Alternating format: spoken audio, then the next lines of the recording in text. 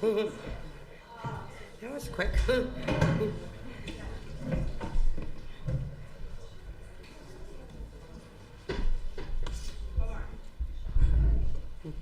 Hey guys, how you doing? Omar doesn't need this. Omar needs no introduction. Hello, everyone. Welcome, and thank you so much for coming. It's a busy, busy time. But I wanted to thank everyone for coming and making time for something that's really important.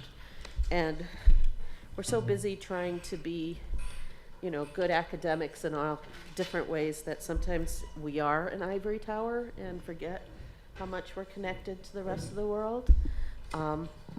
So this is one of our ways of remembering that we're part of a much bigger whole. You are being welcomed on behalf of the program in Middle East and Islamic Studies, but we also want to thank very much our co-sponsors, Peace and Conflict Studies, thank you, Jacob Mundy, and Russian and Eurasian Studies, and Jessica's around here somewhere, I hope, but thank you very much.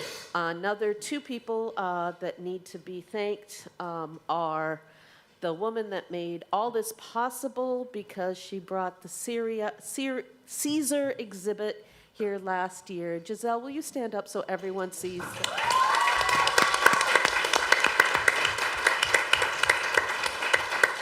Giselle Wong brought the Caesar exhibit here last year and set us up in a wonderful relationship with this amazing group.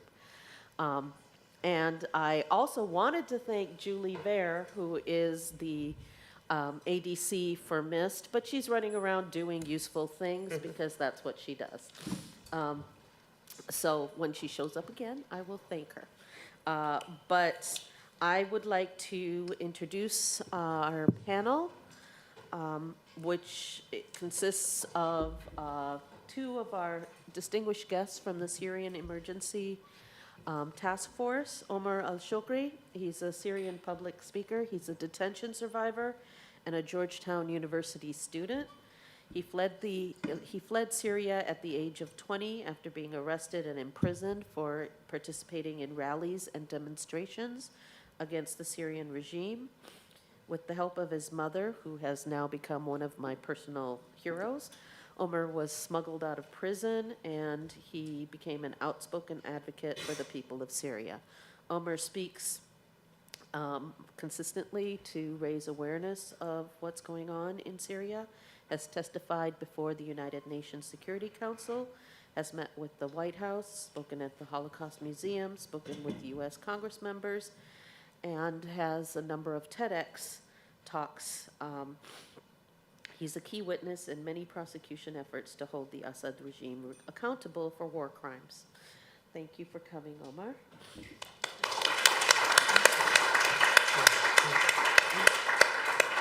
Olga Lotman is the coordinator for the Syria-Ukraine network and is a non-resident senior fellow at the Center for European Policy Analysis, and she was just telling me how her portfolio includes Russia and all the craziness happening right now. She used better terms. Olga is the creator and the co-host of the Kremlin File podcast series, which features expert discussions on Kremlin's internal affairs, global operations, and tactics used from their hybrid warfare toolkit to destabilize Western democracies. Her research focuses on the cross-section of organized crime and intelligent operations in Russia and Ukraine, their impact on the West, and the monitoring of active measures and campaigns conducted by the Kremlin to destabilize democratic practices and influence foreign elections. Olga is also working closely with Ukrainian leaders who are documenting Russia's war crimes in Ukraine and comparing them to similar tactics used in Syria. Welcome, Olga, to Colgate.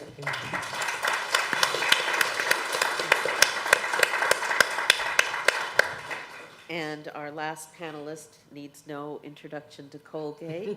In fact, she helped introduce me to Colgate 20 years ago. Nancy Reese is professor of anthropology and peace and conflict studies. She has done ethnographic research on urban Russia since the 1980s. She has publications including her book Russian Talk, Culture and Conversation During Perestroika, which is a study of everyday violence and war, and articles on Russian organized crime and thugocratic governance, her own term, in Russia. She's co-edited 3 collections of anthropological essays about Russia's war on Ukraine for cultural anthropology, and recently published Under the Cover of War, the Kremlin's Fascist Project. Thank you, Nancy, for coming out. And our format today is relatively simple. We're going to have our panelists speak for a total of about an hour, which means that I might have to cut off Omar at some point. But after that, we've left a good. We normally allot a half hour for question and answer, but we have a little extra time because the last time the task force came here, we had a wonderful amount of engagement, which I'm hoping to see. Afterwards, also, we have a couple of things that you might want to help contribute to. Vera, who is right here, stand up and let them clap for you too, honey. Has brought Letters of Hope, a project that she'll explain herself. And also, if you're very interested in helping the Syrian Emergency Task Force, you can talk to Vero and get contact information on how to do this. So with no further ado, as they say, I will have Olga begin the conversation with an explanation of why the Ukrainians and Syrians have become best buddies. Hi, everyone. Thank you for coming.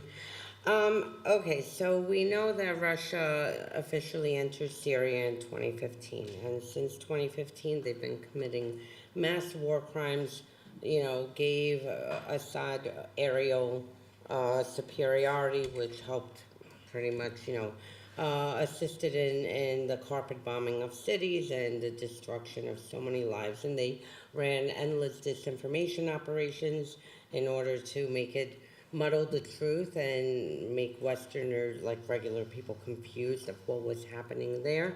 Their presence in Syria can be documented much earlier.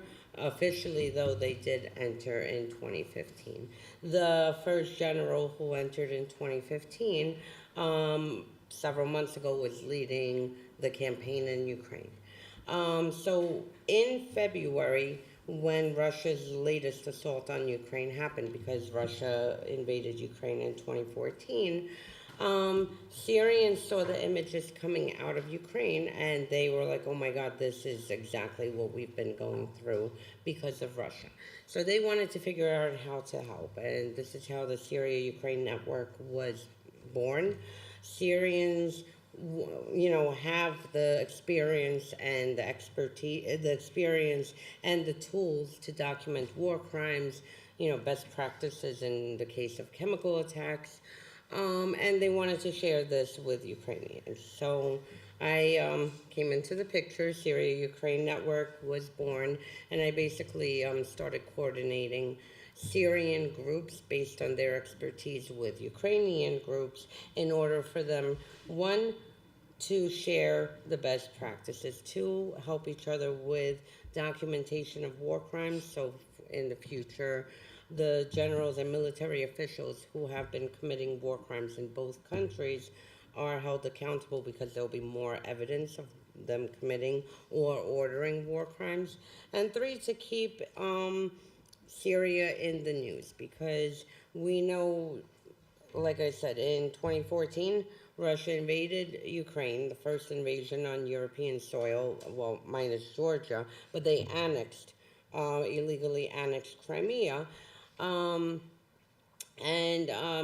since then, for maybe a few months, the media covered it, but then it just disappeared in the news, even to the point that Western media outlets in February and January were questioning, will Russia invade Ukraine, as if it just happened, not taking into account that this war's been going on for 8 years. Same thing with Syria. At the beginning, when the Arab Spring began, when Russia ordered their military jets to enter Syria in 2015, it was a news item. Then it disappeared, and that's it. And I mean, meanwhile, the atrocities kept on continuing. The war crimes inside of Syria only got worse.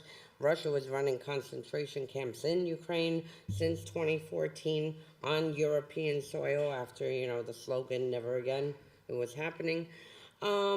And that's it. So, like with this network, we're able to build a stronger case for the future and to connect the narrative, because Russia's been putting out so much disinformation, both on Ukraine from 2014 and then most recently now inventing this whole, Nazi. Yesterday, I think they said they're fighting Satanism. I mean, they've already used every excuse that they can to justify what they're doing. And in Syria, I mean, the people who were fighting for freedom are the ones who were demonized, and Russia was putting out so much disinformation in order to confuse Westerners, just make them, throw up their hands and say, we have no clue what's going on, so we're not bothering. So we want to make sure that it's in the news. We want to make sure that Russia is held accountable for their crimes in both countries, and, even in Libya, Central Africa, and every other country that Russia's been operating. I wish we could hold them accountable for Chechnya, which started all of this, but now maybe one day we will. And that's that. So that's what the Syria-Ukraine network is. This is what we're doing. That's it.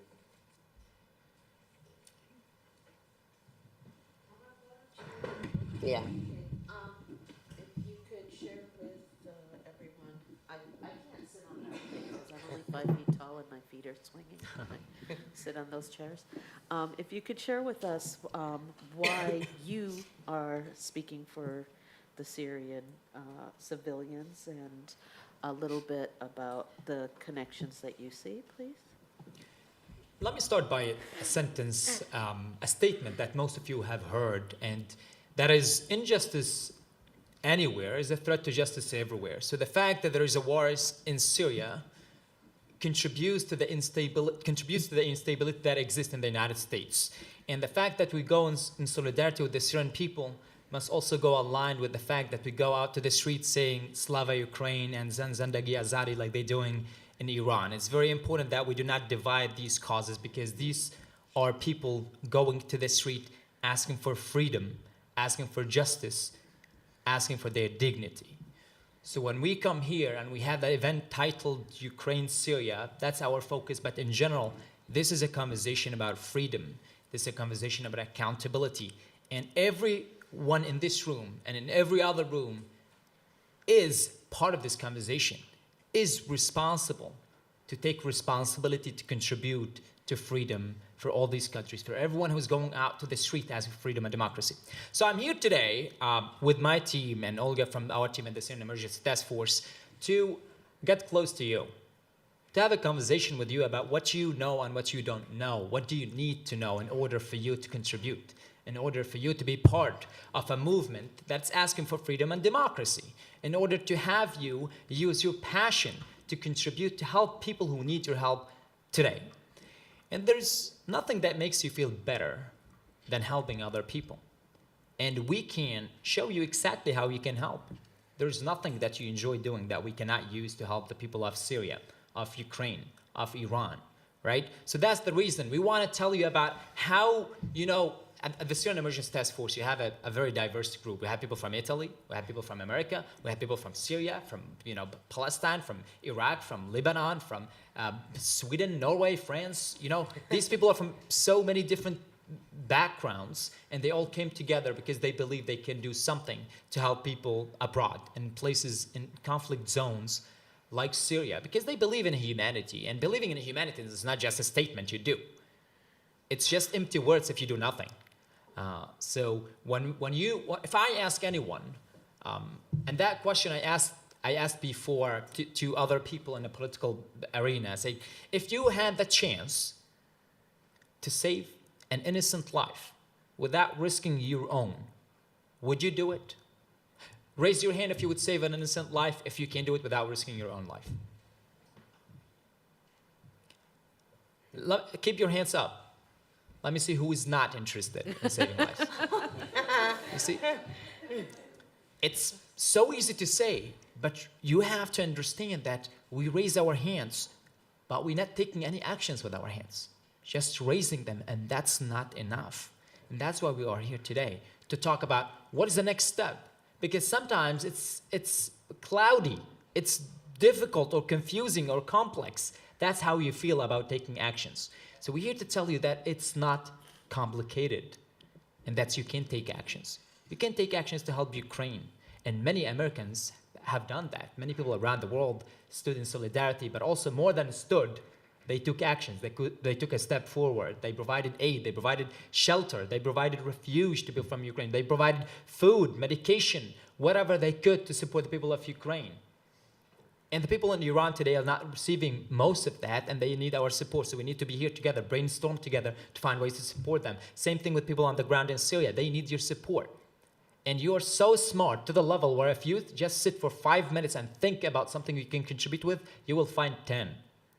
And let's assume that you do not like to sit and think. You can just Google things. Can you believe it? You can type any weird thing on this planet, and you will have answer for that. So definitely you can Google, how can I help Syria? How can I help Ukraine?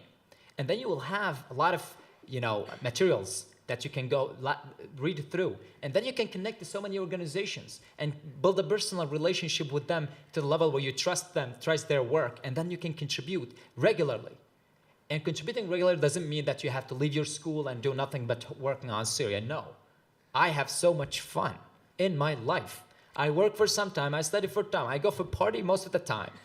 But I take my responsibility. I contribute at least on a regular basis a little bit, even if it's a minute a month, right? I am impactful because I keep doing the same thing. It's a project I'm working on, and I see it growing. So that's what we're here for, to get you to commit to take certain actions that can change the life of so many people. Thank you, Omar. I think what would be very helpful to our students, because they've watched what's happening in Ukraine unfold, and I'm sure there's a lot we can share, but due to the way the media works and due to, unfortunately, a tendency to lump every Arab into the same group when broadcasting the news here, as was pointed out last time the Syrian Emergency Task Force came, there's this attitude that what's going on in Syria is a whole bunch of Arabs fighting each other, a whole bunch of Syrians, and there's so many different groups, and you don't know who's the good guy, and ISIS is in there, and whatnot. And most students here probably didn't know that this started because children were protesting in the streets and were crushed. And the beginning of the Syrian revolution really was not a civil war, because civil war implies both sides have arms. So could you talk a little bit about how the situation got started? You were only 15 when you experienced this, but that's a very powerful age. The kids in a school in South Syria wrote on the walls, Dor, ya Diktor. I know a lot of people are learning Arabic here. This is not very clear lines to read. Jake Dor ya Diktor means your turn is coming, doctor, referring to Assad, the president of Syria, because he's an eye doctor, believe it or not. And so they did this statement. The kids, like below 15 years old, wrote these statements on the wall in their school. So the intelligence services stormed the school, arrested the kids, tortured them for just writing these words that were inspired by what they see on TV. And because of that, some of them were killed. So the parents went out to these prisons saying, hey, we want our children. So the intelligence services said to the fathers, well, if you want your children, If you want children, send us your wives so we can make new ones for you. That created a lot of frustration. So people went out to the street and asked for freedom for their kids. This situation, the story of Syria is children asking for freedom. It's not complicated. It's not complex for anyone to understand. It escalated because people had to go out to the street, ask for freedom and democracy, because it was like symbolically you asking for your kids. But also, remember, the fact that the intelligence services has the power to torture and kill kids means that the system is wrong. The people who are in power should not be in power. That's why people went out to the street and asked for freedom peacefully, holding flowers in their hands and olive branches in their hands for as long as they could, because we believed the world would act, the democratic countries would support us in our fight for freedom and democracy. But when we did not receive that help, and our families were killed, our schools were bombed, people had to protect themselves. If they come home and they kill your father, your mother, your friends, they bomb your school and take everything from you, you're gonna just stand looking at them waiting for the United States to take actions? No, you will protect yourself with anything you have, whether that's a gun, a knife, or a pen, whatever you have, you will protect yourself. That's your human instinct. You try to protect yourself and your beloved ones. We did not receive the international support, so people had started to defend themselves in any way possible. The army started, people from the army started to defect, and they built what we called the Free Syria Army that was going to protect the protesters so the regime cannot come and attack them. And then when the army, the Free Army became so big, it turned into war, because that was the only option we had. We could not peacefully demonstrate anymore. We were killed. You know, if I come and punch you on your face, in the Bible you turn the other side of your face, but in reality you don't. You protect yourself. Say, why are you punching me? Or you call professor to protect you, right?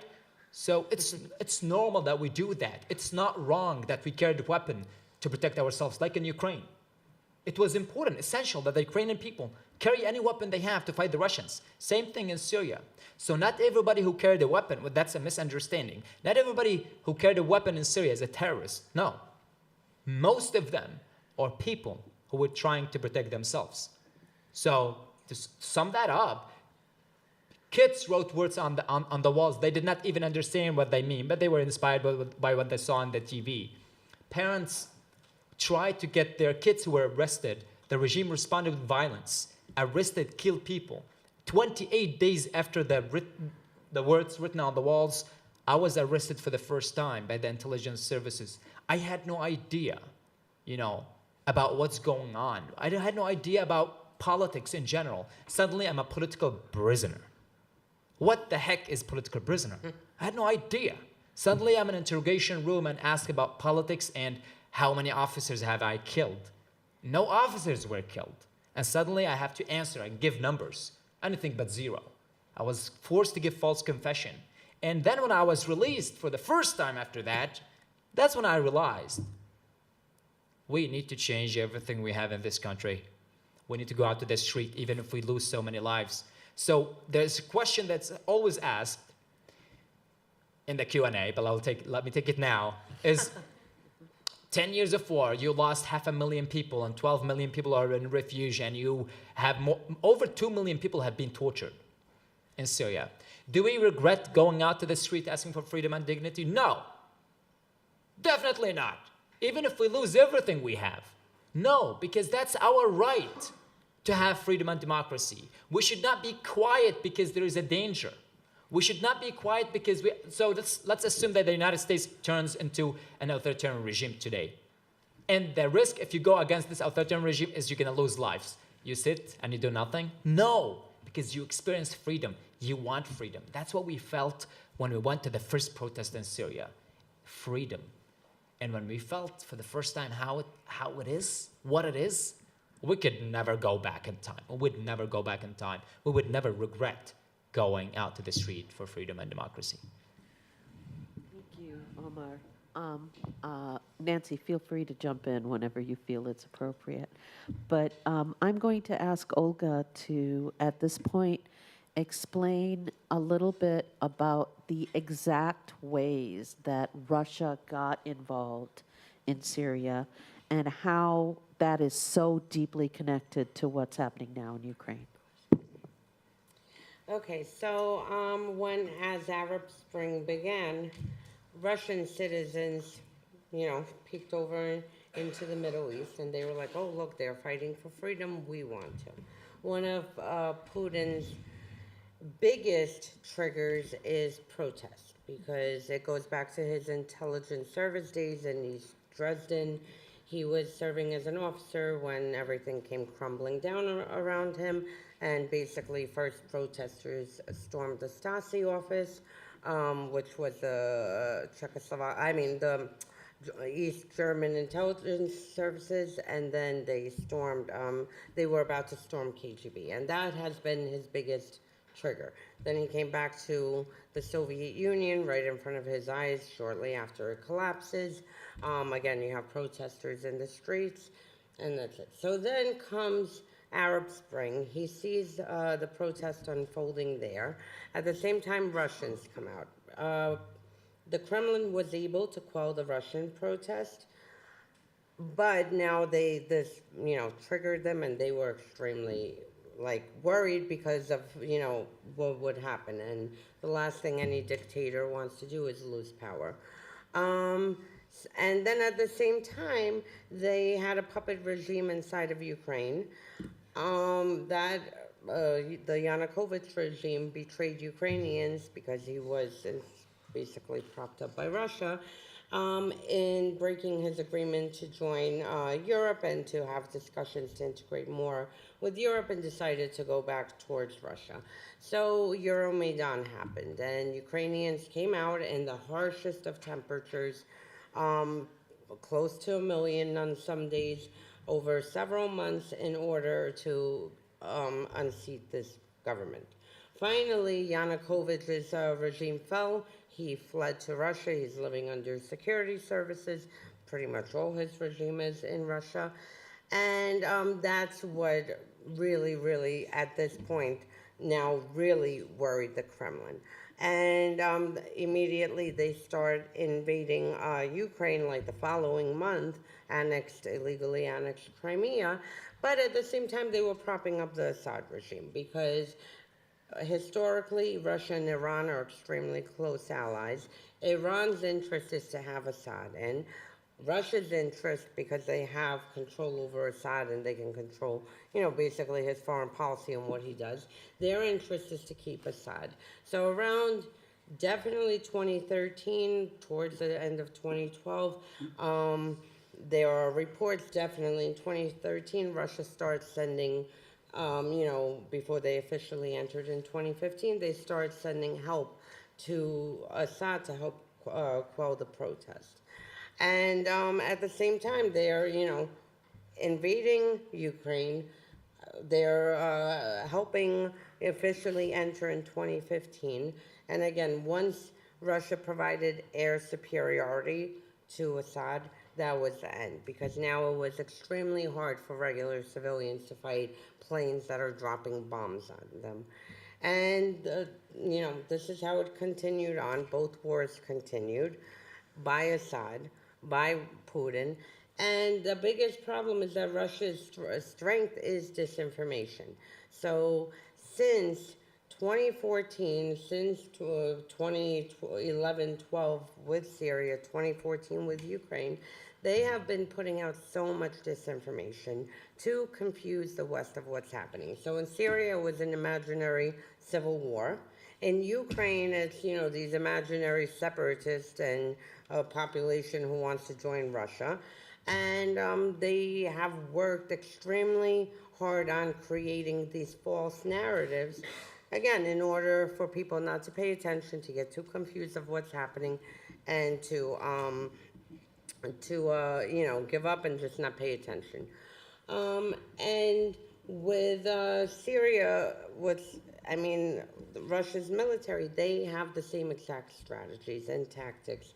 In Syria, I remember their mercenaries going in, they were beheading Syrians, they were, again, raping women, they were carpet bombing cities they were using basically terrorist tactics in order to make civilians surrender and to leave the territory. And this is exactly what they've been doing in Ukraine, and now they're just doing it on such a large scale because this is honestly the first invasion of a country in European soil since post-World War II, that now the world cannot ignore it. You know, when Russia invaded, for instance, Georgia in 2008 and annexed Abkhazia and Ossetia, you know, the world didn't do anything. Then Russia goes in, annexes Crimea, and then occupies eastern Ukraine. The world pretty much sanctions, and that was it. Russia commits atrocities, covers for Assad, helps with the chemical weapon attacks, and again, with impunity, the Kremlin was operating. And finally, it got to this point that now literally we're watching a sovereign country where Russia walks in and they're trying to not only take the territory, but eliminate Ukrainians. And they very clearly and happily flaunted all day long on TV from different levels of government to propagandists of how they want to erase Ukrainians. They don't exist, and they want to erase them completely. And we're seeing it in the actions taking place. They've kidnapped so far a few 100,000 children, taken them inside of Russia to re-education camps in order to erase who they are, that they're Ukrainian, to re-educate them as Russians. And I mean, and this is, you know, the same tactics happening in Syria. In fact, there's some of the same people. Yes. Do you mind sharing a little So bit? the latest general who was appointed to oversee Ukraine right now, last week, he's probably general number 5.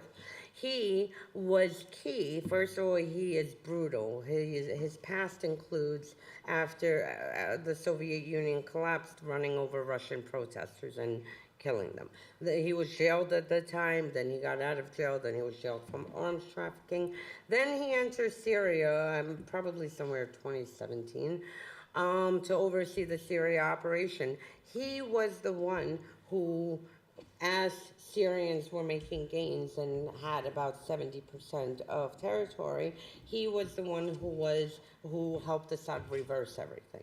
And that's when everything went into Assad's favor. Syrians started taking opposition, freedom fighters started taking heavy losses, and that's it. Now he's overseeing Ukraine, and you see one of the first operations, and again, it's a war crime. Putin, you know, now, luckily for us, flaunted how he is now handing and giving all the directives to his military. The first things this general did is start targeting energy infrastructure. We're going into the winter in Ukraine, and now you have about 40% of Ukrainian energy infrastructure incapacitated, and you know, Ukrainians with no heat, no water, and no electricity. This is what he did in Syria. Prior to that, we had another general, Dvornikov, who assumed responsibility for Ukraine's operation. He was the one who got involved officially in 2015 when Russia decided to provide air cover.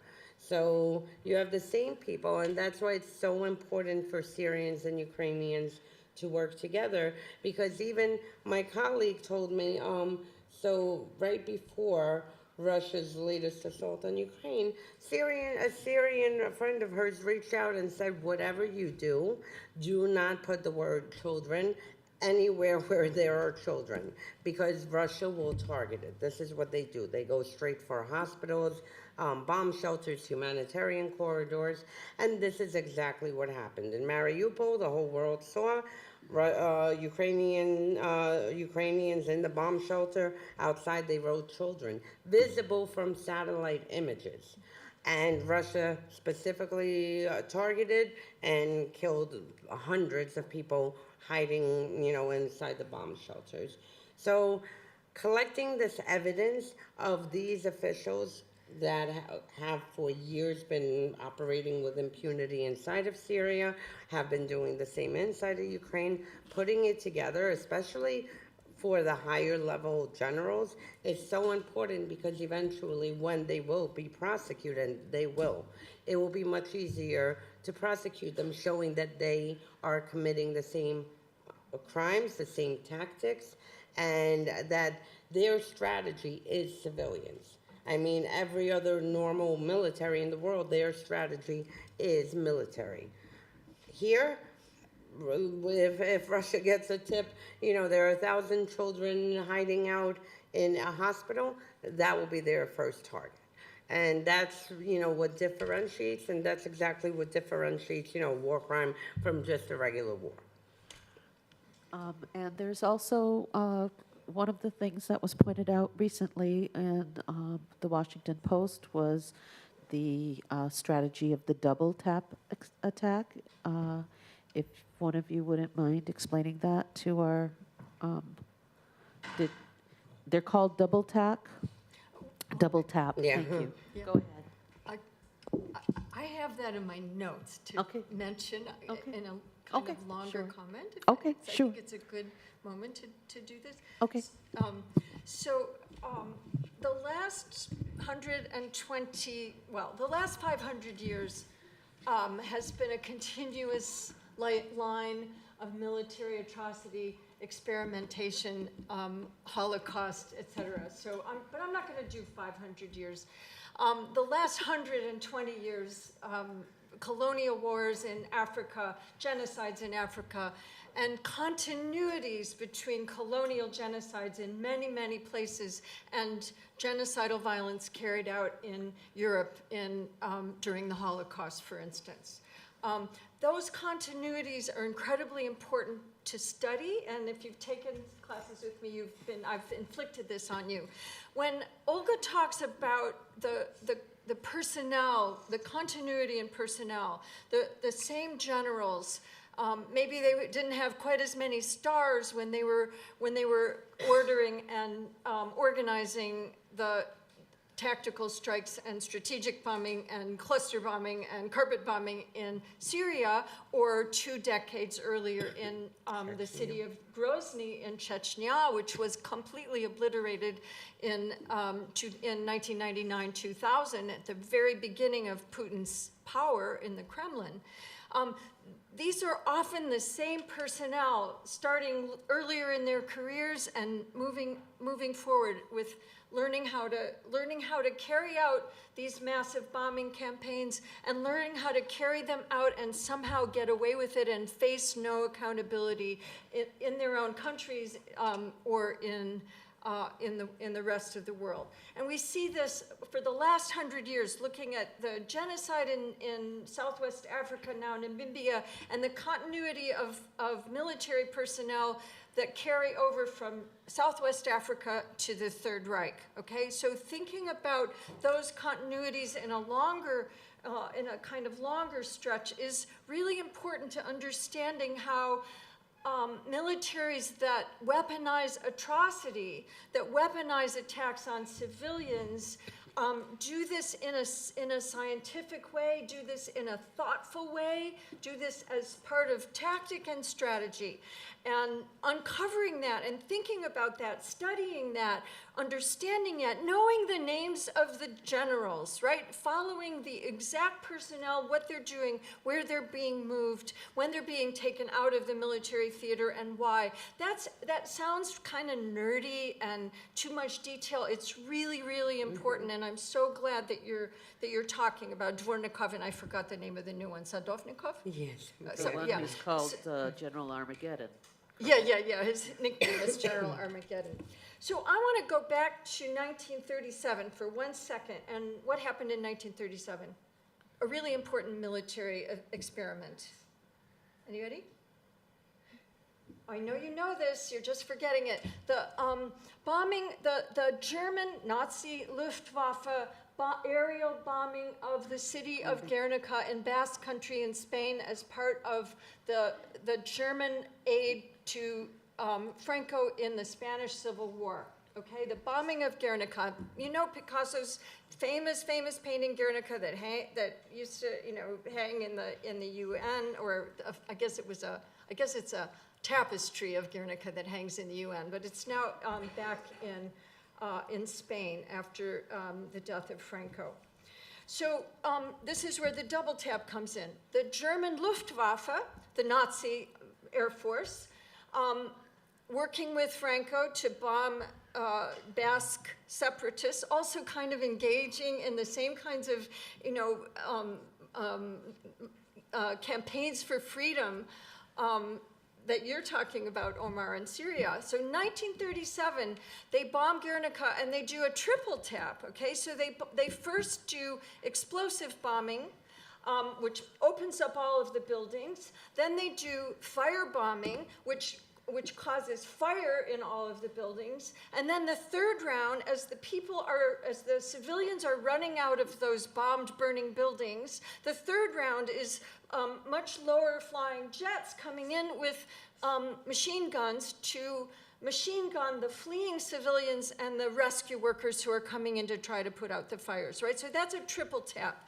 That's the first aerial bombardment of civilians, except for some much smaller scale and totally unknown bombing that happened in North Africa. But that's going back a little too far. The bombing of Guernica is really important in all of this because this is the first really major experiment, and accountability for that takes a very long time. Okay, it takes to the end of Franco, really, and actually accountability for Franco's crimes in Spain that's still ongoing, almost 100 years later. So this kind of continuity, I'm going to put aside America and Vietnam. I don't want to put that aside, but I'm going to put that aside. But I want to also hold America responsible. Americans in Vietnam, atrocities in the war in Afghanistan, atrocities in the absolutely unnecessary invasion of Iraq. So I'm saying that and putting it aside. It's important, but I want to focus on Russia, and I'm going to go through this super fast, and it connects to everything that I learned from Olga today, and I'm learning from Omar tonight. This is continuity going back, as she says, Putin in Dresden freaking out by the mobilization of civilians and movements, then coming back to St. Petersburg, working with the Russian mafia in St. Petersburg as part of his job with working for the mayor of St. Petersburg in the 1990s, maintaining his Silavik, his KGB, FSB networks, but also bringing those networks together with Russian mafias.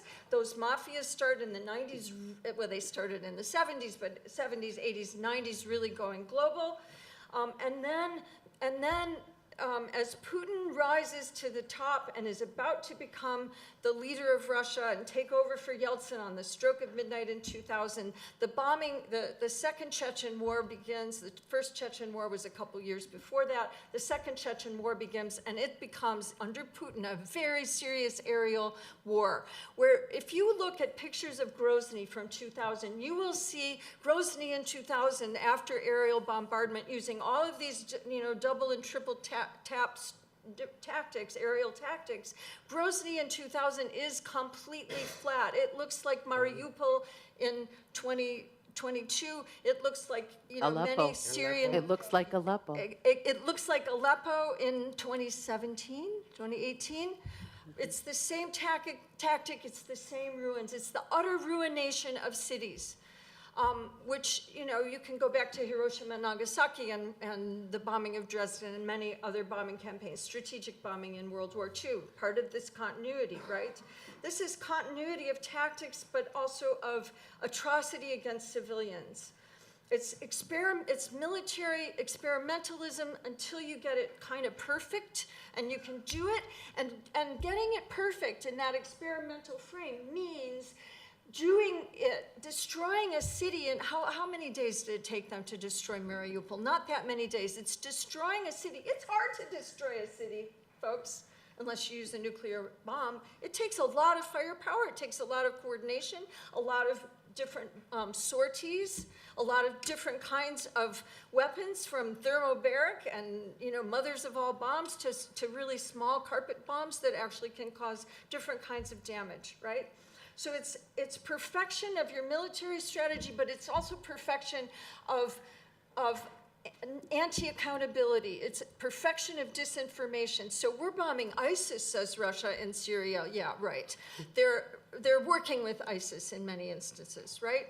So it's perfection of the technology, but it's also perfection of the misinformation campaign that absolutely diminishes the opportunity for accountability. It makes accountability really hard because we're all confused. Who's bombing whom? I don't know. The Ukrainians are Nazis, right? The Syrian young people are ISIS. It's misrepresenting who's who and what's what and who's actually carrying out atrocity. So Russia has been doing this since the bombing of Grozny, the Russian KGB, FSB, and the bombing of apartment buildings across Russia to create a sense of that there's terror happening, and the terror is located in Chechnya, and it's coming to get you in Moscow, and so we're going to make the population afraid. The KGB, FSB blew up at least three apartment buildings in Russia in the middle of the night while people were sleeping in order to create a campaign of terror and justify their wars. It's performativity of atrocity, right? There's a lot of newer scholarship on this. It's all of these media personnel going on Russian television night after night after night and bragging about atrocity, right? Bragging about genocide, bragging about rape, mass rape, bragging about sexual violation of every possible kind, okay? And going on TV and doing that and getting away with it, right? It's this media campaign of basically making us all,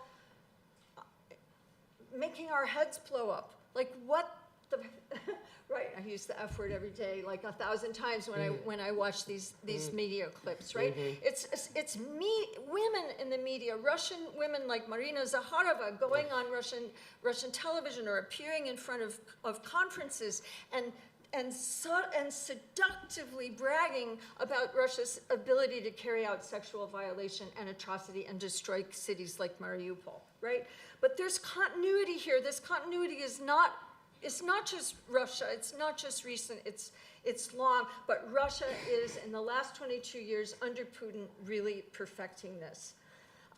It's attacking hospitals, educational, and there's great literature on the Russian bombing of hospitals in the Syrian war, and the ways that they would bomb the hospitals, and then they would rebomb the hospitals, they would do the double tap, bomb the hospitals, the rescue workers come, and they then bomb the rescue workers. The civilians flee, they bomb the civilians. So that double tap strategy to really kill people and really traumatize the whole population. It's bombing hospitals and other health centers. It's bombing the caves that the Syrians put hospitals in caves to try to protect them from the Russians, and the Russians would find ways to get especially fire bombs inside those caves and ruin those cave hospitals. It's bombing educational infrastructure. It's bombing museums, cultural objects, religious objects, other objects of cultural heritage. As Olga said, energy infrastructure, water, and other kinds of civilian infrastructure and industrial infrastructure, targeting transport hubs and transportation infrastructure of many kinds. It's torture, it's detention, it's interrogation, it's murder, it's mass murder, it's brutal murder, it's cutting people's heads off and putting the heads on stakes like they did in the Middle Ages, which they did in Syria. Mariupol. And Mariupol, and they're doing in Ukraine all the time. It's the forced relocation of civilians. It's the kidnapping of hundreds of thousands of children and taking them away from their cities, their towns, and their families, reindoctrination, and concentration camps, all of these things which we thought we were done with. Yeah, right. There's my rant. I hope that was helpful, but I wanted to say something. When we talked last week to set this up, and then I talked to Olga and others this morning, there's a little flicker of good news. Your project of uniting Syria and Ukraine, this is really good news, right? This is a new form of kind of accountability building transnationally, transregionally, transculturally. Can we bring Putin and all of the generals and all of the thousands of elites who are celebrating genocide and mass murder and violence, whether it's in Syria or whether it's in Ukraine or Georgia or Chechnya or anywhere else, Can there be accountability? If that accountability lasts as long as it did for the Rwandan genocidaires or the genocidal massacres in Yugoslavia, so be it. The accountability for those genocides and war crimes is ongoing, but has taken a really long time. They're just bringing some of the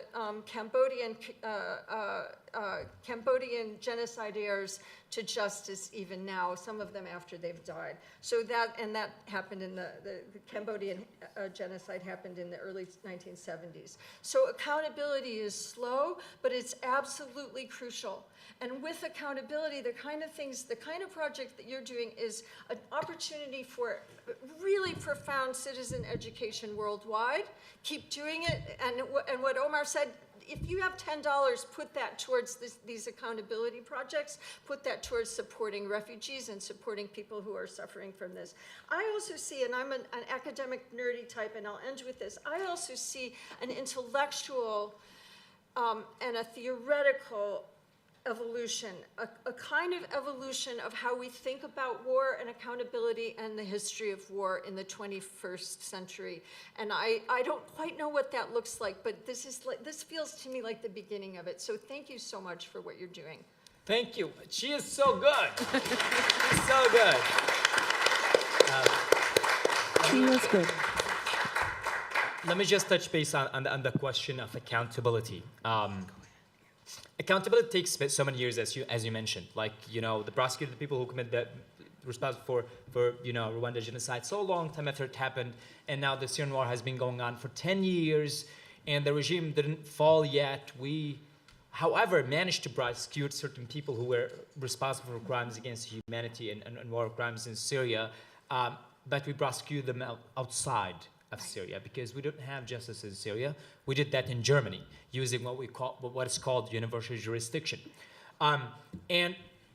Everything is super connected in a way. You cannot work on accountability without keeping your work on your movement on the ground, because let's say we know someone, like there's a guy codenamed Caesar and a guy codenamed Gravedigger. It's not the coolest name, but his codename is the Gravedigger. Those two people who were working with the intelligence services in Syria, they were forced technically to do certain tasks in Syria. One of them was responsible for taking photos of every individual who dies under torture in Syrian prisons. And the other guy was responsible for the operation of mass graves of these people in these prisons. At that time, when I was in prison, I was responsible for numbering every individual who dies in prison. As a prisoner, the regime uses, the prisoners to do the work. So I would register everyone who died and write the registration number and the number of prisoner on their forehead. So so many people being used by the Syrian regime that have powerful stories, crucial testimonies to achieve justice. Here's the thing. Omar gets out of Syria, make it to Sweden, make it in the United States. He has protection. Omar can speak, right? Caesar, we managed to smuggle him out to north of Europe. He can speak. Do you know how many Caesars we should have in Syria if we can provide protection for these people? So many. Over 1 million Caesars we can have. The Gravedigger, we have so many. But those people do not have the protection because they cannot flee to somewhere where it's safe. They are in the neighboring countries. In Turkey, they do not believe they are safe. In Lebanon, they cannot. In Jordan, they cannot. Jordan is normalizing their relationship with the Assad regime. United Arab Emirates, the same thing. You cannot trust many of the Arab countries because they are authoritarian regimes. You do not trust to give your story when you're there. It's a risk. It's always a risk, even though if you are here, because they do not respect any sovereignty of any country. They can commit their crimes abroad. So, however, what we try to do all the time in order to achieve an amount of justice and accountability is to protect as many survivors as we can, to gather as much evidence as we can. Caesar is a big name in the Syrian revolution, right? He's super famous, but he never showed his face because he will lose his life immediately. So the fact that Caesar goes on an interview, hiding his face and voice, and then when the media is gone, all the attention is gone, he gets no support. Same thing with the gravedigger. The media comes, oh, they make a story, it's the Washington Post, New York Times, Colgate Journal. They write these stories, but then these people go away and that person is left alone, has nothing to do, is in fear for his life and his family's life. That's why they need organizations, small organizations sometimes, tiny organizations like the task force that do fabulous job in providing these people with what they need. So the question of accountability is very broad in terms of what we have to do to achieve justice, because also there's so much evidence because there was so many crimes that have been committed in Syria. One of our team members, his name is Tamer, saved over 1 million video and over 5 million photos of protests, but also crimes and victims who died under torture, died under bombardment, and died for many reasons because of the Syrian regime. The crimes are many. The evidence is too much. It's taking too long time. And we need people from everywhere in the world to be aware of that, because you may have your neighbor, a Syrian refugee. That guy maybe have, or that lady may have, suffered so much, but they don't dare yet to speak because they don't know if the community supports them. So I want you to care a little bit more, to be aware of your surrounding. Do you know a Syrian person? Try to talk with that person. See, that person may need just you as a friend, as a conversation, because it's not easy coming into a new country and learning a new language, finding a job, and finding friends and family. That's the first thing. Secondly, see if these people need support. And that person doesn't need to be your neighbor. It's not like we're going to have a lot of Syrians in Colgate, right? But that's why you have internet and social media. Everybody is your neighbor on social media. Everybody is your neighbor on social media. You can reach anyone in the world today on social media, whether you use Be Real, TikTok, or you use old-fashioned Facebook. You see what I mean? So there's many actions you can take, many channels you can use in order for you to be useful, in order for you to support accountability and justice for the future. Because those criminals, if they're not held accountable, in the future they may travel here, come on a visa, visiting the United States of America, go to California for good weather. And those people, and you have some of them already. It's not like we don't have them. We have them. That's how we captured them in Germany, right? Same thing that you hear in the United States. And we're working on a lot of fascinating cases, will be public soon, that show these criminals are here. And that's a danger. You don't want that. That's why you need to contribute to the question of accountability. Thank you. I'll just add one thing. In 1999, going back to the apartment building bombings, so Putin at the time was in the government. Patrushev, who's now part of the National Security Council, they ordered terrorist attacks on their citizens. They killed 318 Russians.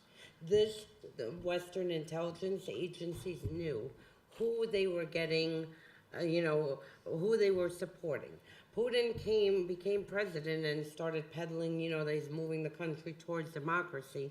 They knew that he had just killed 318 of Russian citizens to get into power in order to get into Chechnya. He carpet bombed Chechnya. I mean, the images were horrific. Journalists who worked to expose Chechnya were murdered, assassinated. One on Putin's birthday as a gift, shot, several times. Because there was no accountability, this is why we're even sitting here. This is why we even know each other. Because had Russia been held responsible then, or in 2008 when they invaded Georgia, 2007 when they used a chemical weapon on British soil to assassinate someone, when they used polonium on Litvinenko, 2014 with Ukraine, 15 Syria, there are atrocities in Africa which have been documented by UN, there are atrocities in Libya which have been documented by numerous agencies, and again using a chemical weapon in 2018 to try to kill Skripal and his daughter, and instead they killed a British citizen in Britain. And when Theresa May was, asked Putin to explain what had just happened, he delivered another dead body Berezovsky, who's a former businessman, they hung his business partner within 36 hours as a message to that. Because there was no accountability, this is why we're here. And that has to stop, and we have to rethink of how we prosecute, these criminals. Maybe we need new court system. Maybe we have to find new mechanisms, because clearly we cannot wait 40, 50 years to have someone prosecuted and they're dead. I mean, the whole point is to try to create this as a deterrent. That way people will think twice before committing and ordering these atrocities. Thank you. Olga, you mentioned when speaking with Model Arab League, the reason Russia was able to continue and not held responsible, why so many dictators, particularly in the Middle East, are not held responsible. And could you talk a little bit about that with this group? Well, yes. I mean, again, so all these atrocities I just named were overlooked, and a large amount is because Russia has two things that the Soviet Union didn't have. Well, one of them they did. Propaganda, which is an old tactic going back a century, and with Russia, they have the ability to buy Westerners. And that is the main difference between the Soviet Union, why they weren't able to achieve as much, versus Russia, who has literally infiltrated everything. I mean, you read headlines in Western media, and you're like, what is this? Like, why is this even here? Because they have people inside of Western media. Western institutions, they use our institutions because Putin and his cronies robbed Russia. They, have to move the money out because that system is so corrupt. Today you could be, have $10 billion.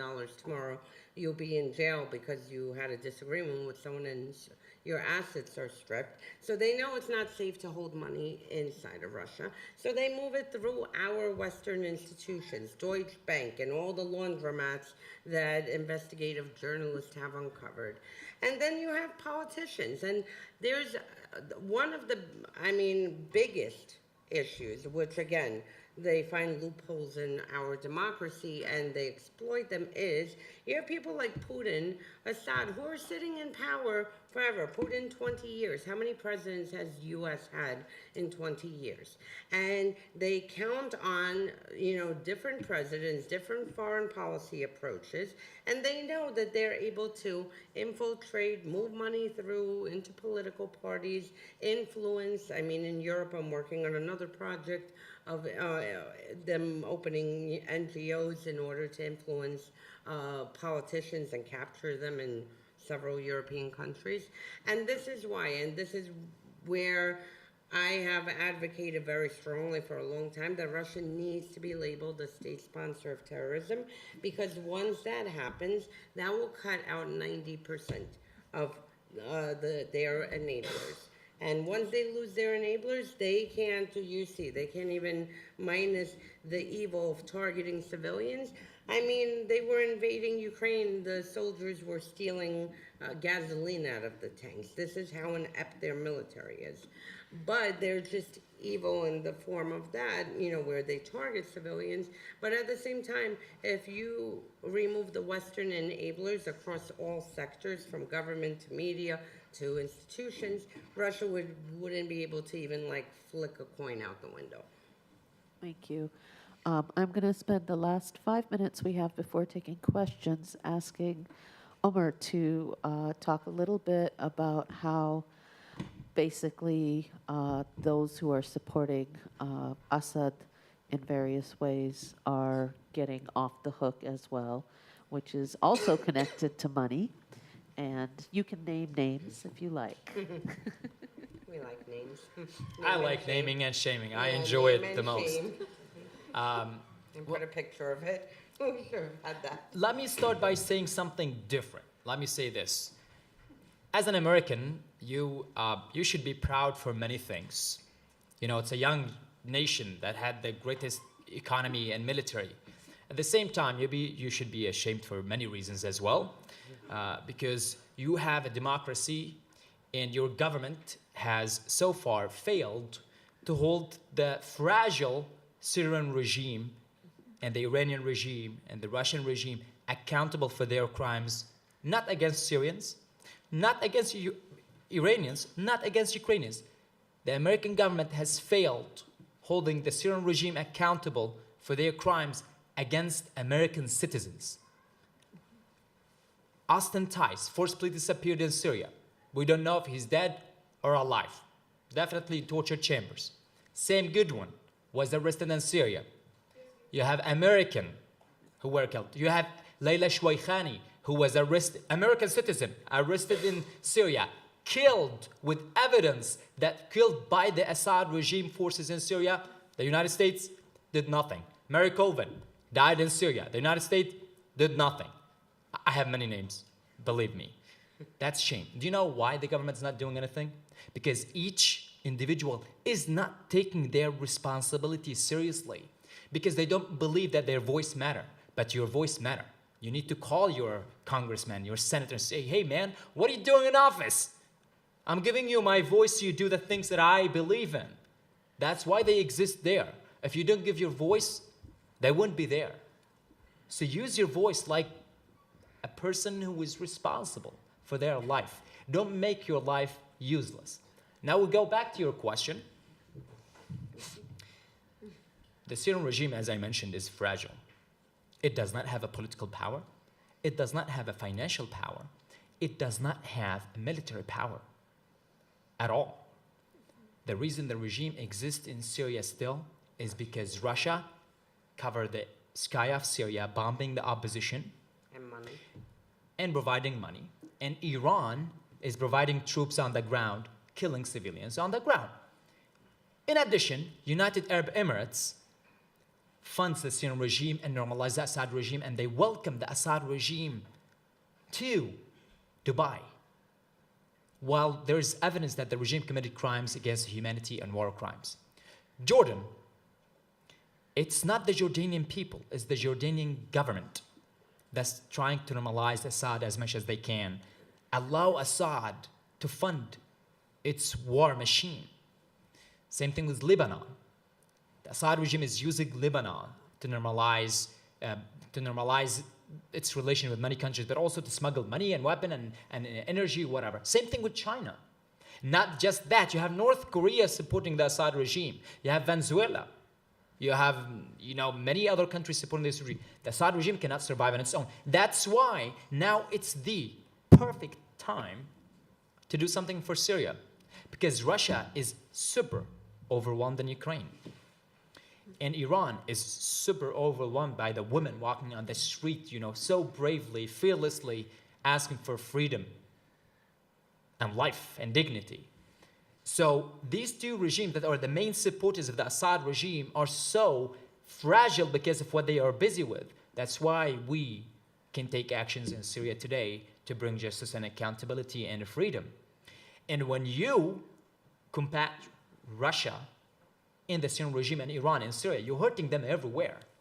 So if we start fighting the Assad regime and Russia in Syria, we are actively supporting Ukraine. We are actively supporting Iran. We are actively supporting any people asking for freedom and democracy in the world. So I want you to think every time you think about Dubai, not as that beautiful tower city. I want you to think about the government that stands behind that support the murder, the killing, the terrorism that's taking place by the Syrian regime in Syria. I want you to think about Jordan. It's a place where you go and practice Arabic if you're studying Arabic. At a beautiful place, but a government that's actually not contributing for the survival of the Syrian people. Just a few days ago, I posted on my Instagram story a reminder about a nine-month-old infant. Her name was Yaqeen. And I said, she needs medical attention. She has severe health issues she needs to address. She's so young, and clearly she is not a terrorist at all. Nine-month infant is rarely a terrorist, right? She was denied access to Jordan from the refugee camp where she was to go and get medical treatment.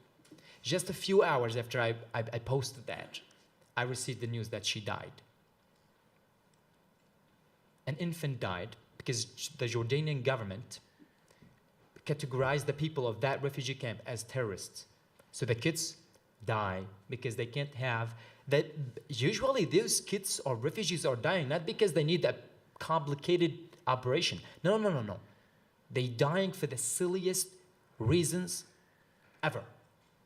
You see what I mean? So every time we think about the regime, it's not the regime, it's the network of these authoritarian regimes that are supporting the regime in surviving. And more, when they build these alliances together, when the Syrian regime is supported by Russia, by China, by Iran, by Venezuela, by Cuba, by Nicaragua, by so many countries, you know, Lebanon, so on, they building a strong alliance against democracy. And you can see democracy is not doing pretty well these days. Look at the United States. Things are getting shaky. Look at Italy, right? Very from Italy. We got the right wing winning here and there. Sweden, one of the most democratic countries, the nicest people I know. They just got the right wing in power. You see, democracy is not doing very good because they work separately, individually, while authoritarian regimes, they cooperate together on any cause because they know the fall of one is the fall of the other. So they work so hard to protect each other, while democracy say, well, I care about my democracy, and that is wrong. That's wrong. And we have a problem, bigger problem, but we can address it. And that's at the United Nations Security Council, we have Russia and China with the veto power. What the heck? How does that even work? How do they build that way? Who ordered the assault on Ukraine when they held presidency in February? The minute Exactly. they gained presidency, they ordered. Yeah, and the way to change that, do you know what is the way to change that? Dismantle. Is not to say it's hopeless, they suck. They suck, clearly. But that's not the way to change it. The way to change it is you. You get engaged. If you're interested in politics, go in politics. Go work at the UN. Keep your mentality of how wrong it is and try to change it from the inside. You might not be able to do that change in the first 2 years, you know, to get more senior in that position. And more of you that understand the world from a different perspective. More of you and us who see the world from more of a democratic, better, more beautiful world are the ones who are capable to change it. Otherwise, if we keep complaining about it, we are getting nowhere. We have to take actions. We need to be the actions ourselves. Thank you, Omar. And with that, I'm going to ask everyone to thank our panelists.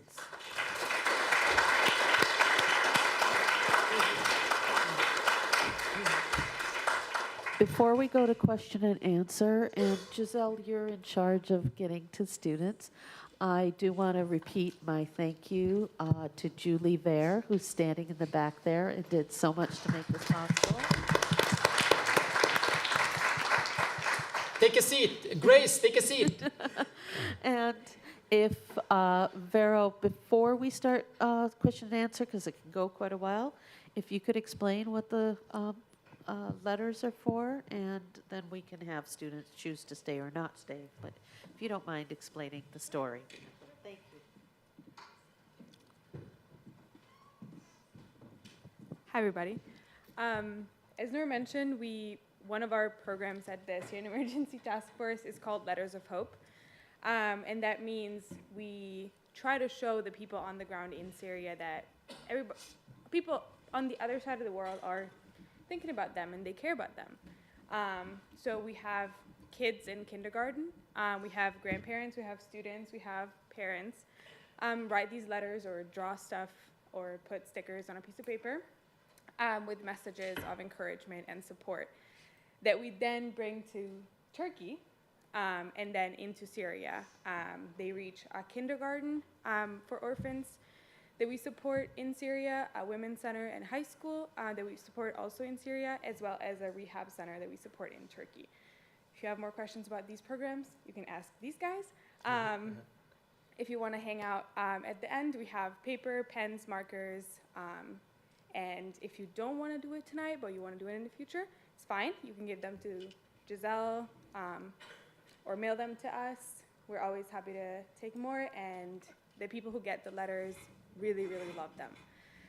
The kids in the kindergarten at the Wisdom House decorate the walls of their school with these letters, and they feel like other people in the U.S. care about them and think about them. Of course. Thank you, Vera. and tomorrow even morning. Yeah. Because we're here in the afternoon. What Vero didn't mention is that the idea came when the planes bombing Aleppo were dropping, in addition to bombs, letters, literally flyers saying, nobody cares, the world doesn't care. We're killing you and it doesn't matter because nobody cares. And that's where this idea came from. And it turns out that saying we care, just that matters. So. All right, well, I guess we're going to start with our questions. And as always, I'm going to ask that our students, that our faculty restrain themselves for a little bit so that students can get in their questions. Giselle, can you start with Amelia in the back there?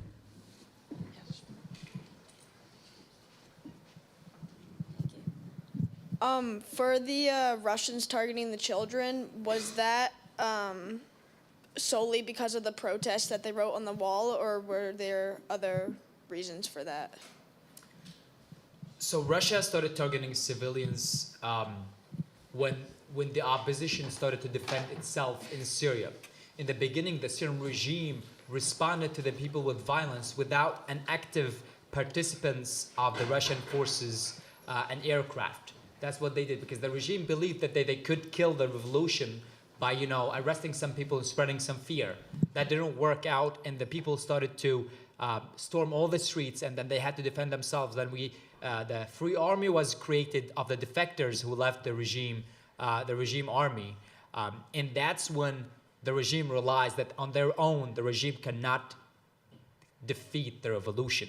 That's when they asked for the Russian airplanes to come and bomb civilians on the ground, because that's what broke the military power of the opposition, is because they could not respond to airplanes, because the opposition was not provided with weapon that's qualified enough to bring an airplane down. So that's when Russia came in actively and bombed right and left, I would say, and they used the techniques they used in order to break people, not only physically and bomb, but also mentally. So remember, what the idea also with the double tap is the fact that you're bombing the people, creating fear, but also you're bombing the people who are coming to support. So when it happens again, people won't come and support you, so you feel lonely. And you feel like if you're lonely, you would rather not keep doing what you're doing. You see what I mean? So it's a psychological war. Same thing when they drop the flyers saying, nobody cares about you. That's a psychological war they're running in order to tell a narrative that the West and democracy does not care about you. Democracy would never function. And we had to fight this narrative back by writing to them, we care, right? From around the world, not only from the United States, from everywhere in the world. We send letters to the people on the ground telling them that we care. Everything we do today, even this panel we participating in, is an evidence and a story we tell to the people on the ground that we care about them. Thank you. We have questions over there. I'm going to let Giselle pick hands. There. Did you keep your hands up? Hi. So you were talking about, with Olga was talking about it. You're talking about how difficult it is to level the city and destroying and all of that. And you mentioned the atomic bombs.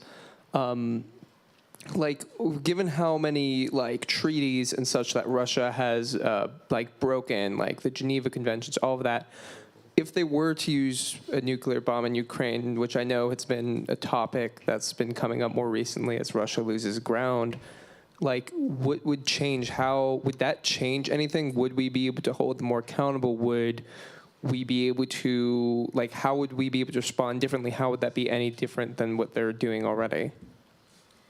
So the discussion of nuclear weapons has been more frequent. People inside Ukraine also are receiving intelligence that within the next few weeks there might be a nuclear attack or a dirty bomb, at least localized towards Eastern, but with Russia you never know. And there has been military movement by NATO and US both on the Romanian borders and in Lithuania. So clearly, I think both sides understand, that something might be coming. If we allow Russia to use nuclear weapons inside of Ukraine on innocent civilians without holding them accountable, then we're only going to open a future of using nuclear weapons, normalizing the use of nuclear weapons. Do we have to respond with nuclear weapons? No. And unfortunately, Russia puts out this fear-mongering propaganda where it's going through, again, Western accounts, where it's, if there's a nuclear war, everyone is affected in this. It does not work that way. There are degrees of, response. So it's not like if Russia uses a nuclear weapon, immediately US and NATO are going to use nuclear weapons. They will hold back. Potentially they might use conventional weapons. Potentially they might take a few Russian positions out, but not escalate to that point. But we do have to have some kind of response, including forcing countries who are still holding back, like Germany, because they're reliant on energy and winter is coming and Russia's been using it as blackmail in order to force them to cut relations, because you still have Western countries who, through buying energy supply, are funding Russia's assault on Ukraine, are funding Russia's assault in Syria. And to this day, Russia is still flying warplanes and bombing Syria. And as Nancy said about continuity, you have each place, in February, Russia, and the media said, oh, look, Russia's using the Syrian playbook, which is true, but the Syrian playbook came from the Chechen playbook. So, each place that they have operated, they have improved their tactics, specifically targeting civilians, because that has been the focus of the Russian military since Soviet days, since their days in Afghanistan. And that's it. So when they, had air superiority in Syria, what were they doing besides helping Assad? They were practicing their own aerial moves in order for future wars. So we have to make sure, put an end to it, because, and my final thing is, Russia is a huge linchpin in this. A lot of the destabilization across Europe, across the United States, the far-right movements, the Nazi movements, the far-fringe left movements, a lot of this is being fueled by Russia. All the COVID insanity, whether you agree, disagree, whatever it is, Russia was seeing these vulnerabilities. And again, this is part of their Soviet KGB playbook, to seek vulnerabilities in a society and to exploit them to a point that, people can't even speak with each other. The minute the Russian regime falls, you're going to have Lukashenko from Belarus fall, Assad's going to be days later, and you're going to have a lot of the regimes they've been propping up, Maduro in Venezuela, Iran, who are going to become more shaky. And that's why it's very important specifically to make sure Ukraine wins this on all levels, and make sure that Russia is held accountable up to the use of nuclear weapons. Because if this is what they do on European soil, we're going to have the next few decades are going to be extremely dark. My fear is they do similar things like to what they did with the chemical weapon attacks in Syria. The attack happens, and the Syrian regime says, "Oh, we didn't do anything," and then they open an investigation. Yeah, Guess what happened to the investigation? Nothing. It's just they buy time until people forget about it.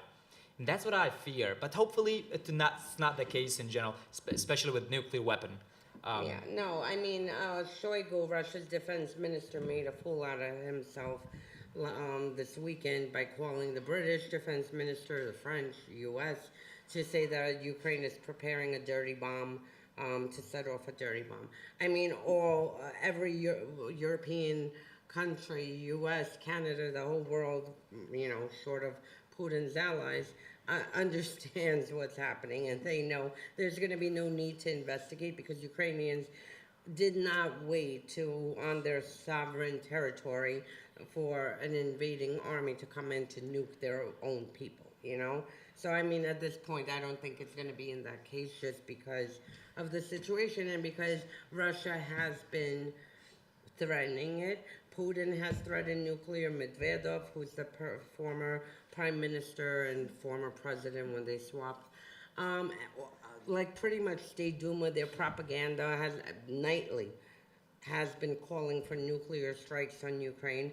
So here, when you have all channels of the government, plus, the actual action, the West is not going to bother, I don't think, sitting and waiting for an investigation when Russia's telling you what they're going to do. Okay, well, if you could hand it to Connor, and then I think we have questions over here. So, go ahead, Connor. When talking about holding Russia to accountability, to what degree do you have to factor in keeping it stable, given it has the second most nuclear weapons in the world, and making sure those don't fall into maybe hands that are more willing to use nuclear weapons? Well, I don't think we could get to a more dangerous point than now, because at this point, I think we surpassed the Cuban Missile Crisis, with the threat of Putin actually ordering a nuclear strike and us having to rely whether the official who received that order, whether they'll carry it out. So the stability of Russia, it's unstable as it is. There's no stability there. There hasn't been stability. The Kremlin has turned Russia into a gulag. Every person who managed to voice an opinion or like a post is jailed or has been tortured or has been killed.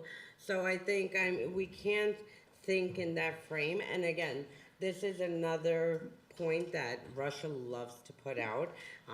And they've done it with Syria. They do it with themselves. Now they've actually been putting out, well, what if someone worse comes than Putin? What if someone worse comes than Assad? We have to fight for what we believe in, and we have to support the people who are fighting for our values, Western values of humanity, of freedom, and we can't worry what if, because we already are at a what if point by appeasing Russia for the past several decades. If we had, when they invaded Georgia, a sovereign country, stepped in, immediately kicked them right back to the border, escalate at that moment, we wouldn't be here. We wouldn't be down this far sitting and even having a nuclear discussion, And as far as securing nukes, first of all, we don't even know if Russia's nukes work. And last year people were asking me to assess the Russian military, and I laughed because my main thing that I do is track corruption and kleptocracy and the movement of money from Russia through Western institutions. And the amount of money, like if $1 million contract is awarded to the military for a particular project, 800,000 of it will get pocketed in people's get pocketed by people. 200,000 will get to the project. So if anyone thinks they've even, sustained their nuclear program, if they're robbing everything else, So we don't even know what their nuclear program is, how it works. I'm sure they haven't maintained, I'm actually positive they haven't maintained it. And we, at the end of the day, have to do what we believe in as the West and the values we believe in. And then what will happen, will happen. So can I just add something? I think I'm probably less confident than you are that this isn't going to escalate all the way. Because what I see in the Putin regime and the regime as a whole is a thirst for performative atrocity and a thirst to equal the United States in terms of the use of nuclear weapons. They've been doing this since 2014, maybe even 2013 before the 2014 invasion, is constant nuclear saber rattling, constant threatening about weapons that may or may not actually exist or work, as Olga is implying. And so I don't put anything, I don't think there's a really strong internal brake system. And there's been an anti-nuclear movement since 1945. It has been under the radar, except in certain moments of time, the 1980s, when I got involved in anti-nuclear stuff, when it came to the fore and people paid attention to it. But generally, publics of the world pay no attention to nuclear weapons or nuclear scenarios or Russian or anybody else's nuclear saber rattling. So the citizens of the world have got to pay attention to nuclear issues. I'm actually more afraid, I agree that, I don't think the Kremlin trusts its strategic nuclear weapons or even its tactical nukes. So I'm actually more afraid of a dirty bomb, to tell you the truth. In Ukraine, In yes. Ukraine or anywhere, but yes, in Ukraine is because, and I'm looking at my colleague Alex Sklar, who's worked in Fukushima. As awful as a nuclear bomb would be, and it would be awful, the space a nuclear bomb is dropped on is de-radioactive within a certain amount of time, not very long. Okay, Hiroshima and Nagasaki are terrible, but they are inhabited within months after those bombs. That material is fissioned and it's gone. It acts really intensely and then it is basically dissipates. A dirty bomb is going to have a 5,000-year impact, like Chernobyl, like Fukushima. It is going to destroy territory, possibly grand swaths of territory for millennia. So, and I actually think I actually think the Russian military is perfectly capable, as they used chemical weapons in Syria and possibly in other places. I think they're perfectly capable of detonating a dirty bomb, which is actually a pretty easy thing to detonate, or by detonating one of Ukraine's nuclear reactors, which would be exactly the same, and a much, much larger quantity of radioactive material that would be released than you would have released by one single or a couple small-scale dirty bombs. So that I'm actually really worried about their decision to possibly. And just this morning they agree. I agree that Ukraine is the target, but my point is they've been putting out propaganda for U.S. cities. There's nothing that's reaching a U.S. city. Exactly. That's where. But in Ukraine, of course, they'll do everything. They have no limits. Yeah. No, I agree. Giselle, could you hand it to UN, please? Thank you.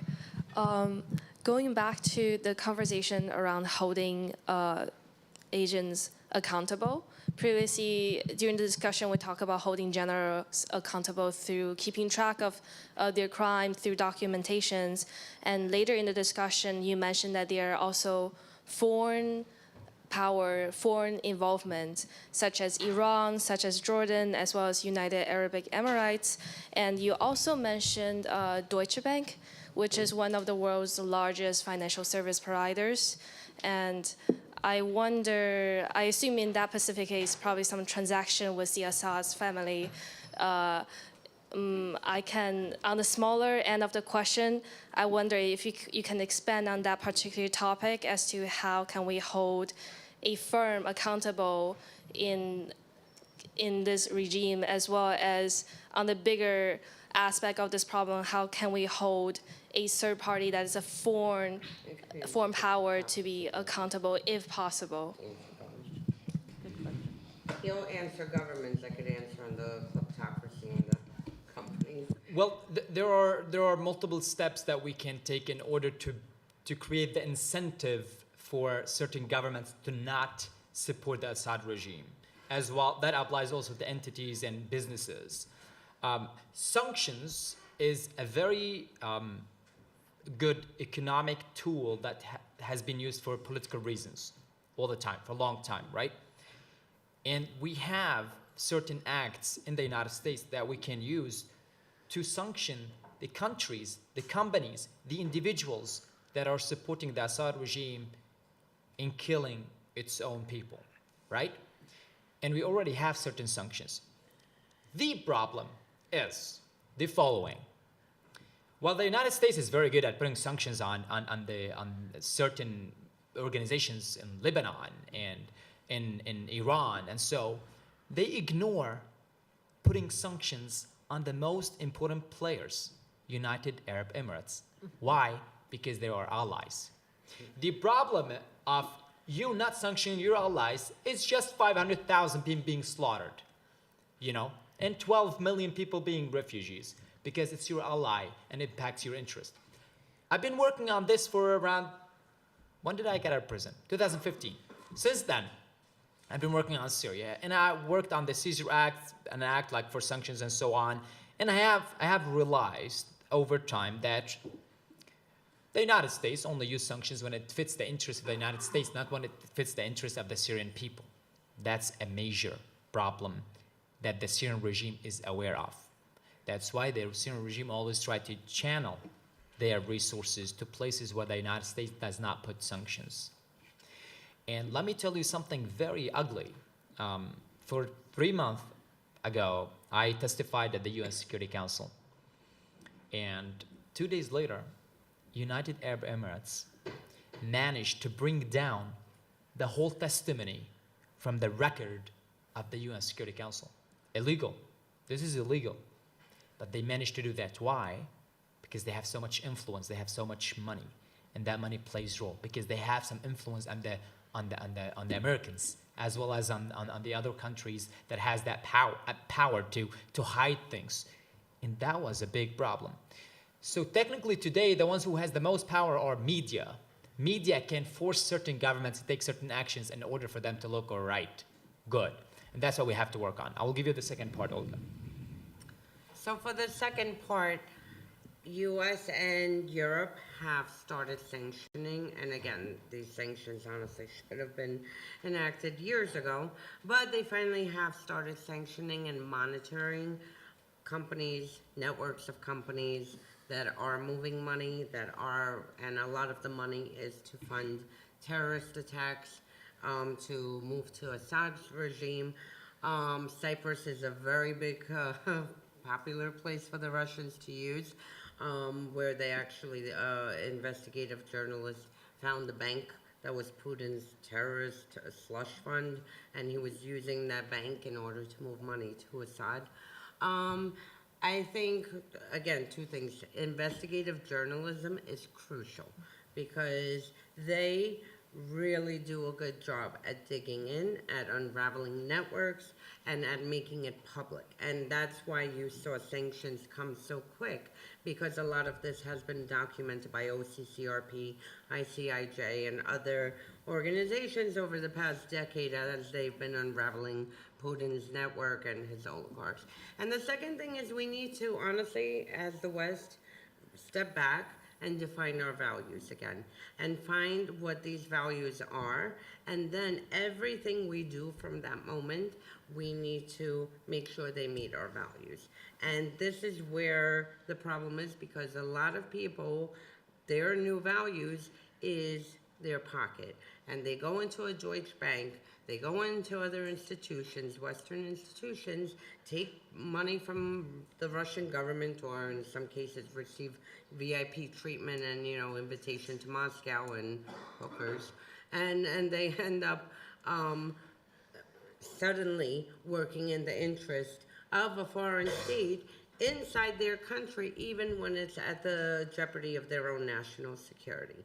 With something like this, frankly, during the Soviet days, if you were caught working with the Soviets, it would be a completely different story. So we need to redefine our values and stick to them, and we need to put it across institutions, across, who our allies are. Why is UAE our ally? Why is Saudi Arabia our ally?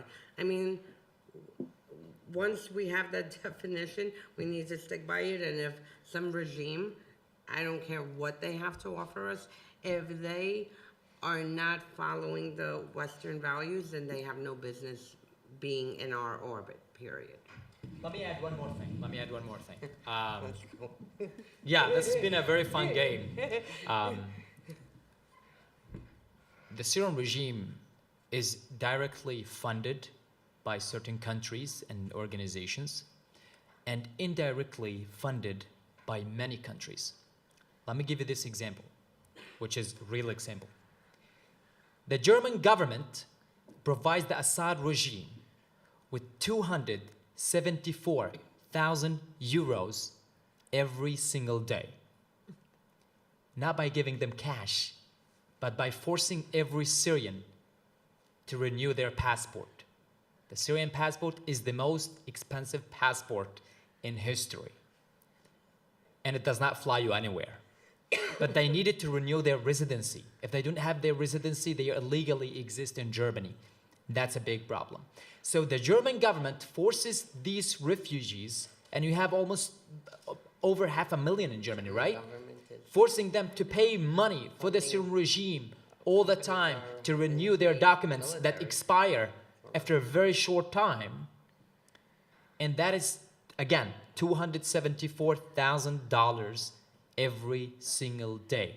And the regime so far has received from Germany over $2 billion in the last 10 years. That's terrible from the German government to ignore. That's why there's some organizations, I've been working with some organizations on a campaign called Defund Assad, specifically in Germany. So go check it out, defundassad.org or .de, German version, to just understand what actions you can take as individual, but also to be aware of how the regime, what are the smart techniques. If you're not smart, you cannot be a dictator. It takes a lot of cleverness to stay in power for so long time. We should not take them as stupid individuals. They are smart, so they find their own venues of funding their crimes. You should just go there and discover that, and maybe on your own, but at some point you reading things, you will realize there's other techniques that the regimes are using that other people are not aware of, that you can bring awareness of about. Russia has companies in Germany that are providing military parts to fight in Ukraine. I mean, that should not be happening right now. Go ahead, Giselle. Thank you.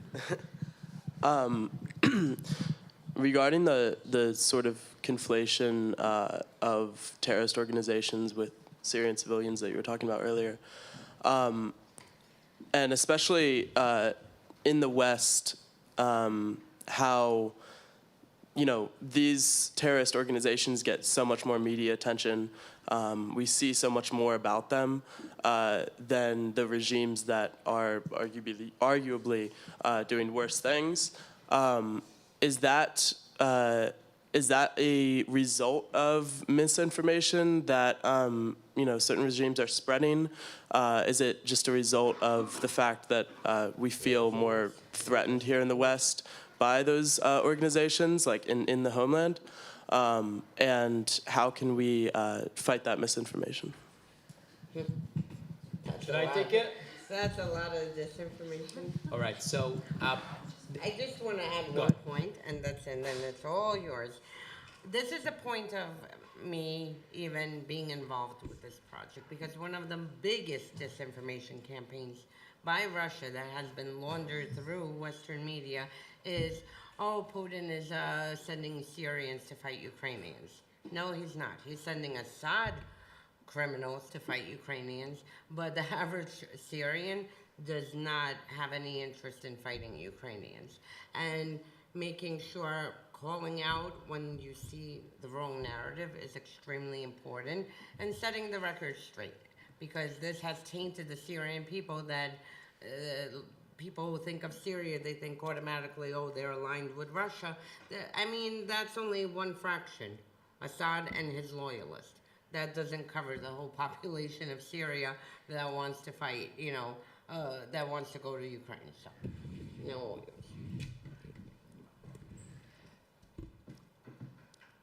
So when the Syrian regime started to kill its own people, the world paid attention.